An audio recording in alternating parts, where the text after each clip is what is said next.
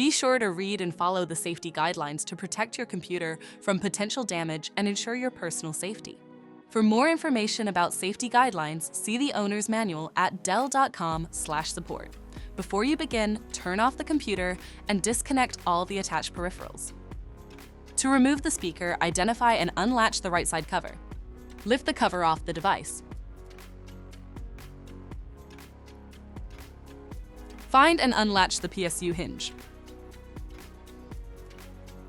Move the tabs to the unlocked position and lift the hinge to open it.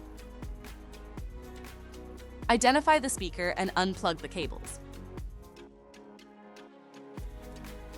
Remove the speaker from the system.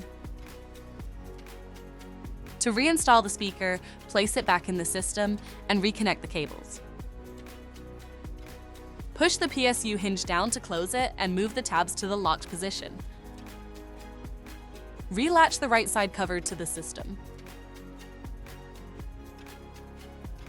For more information about your Dell system, visit dell.com/support.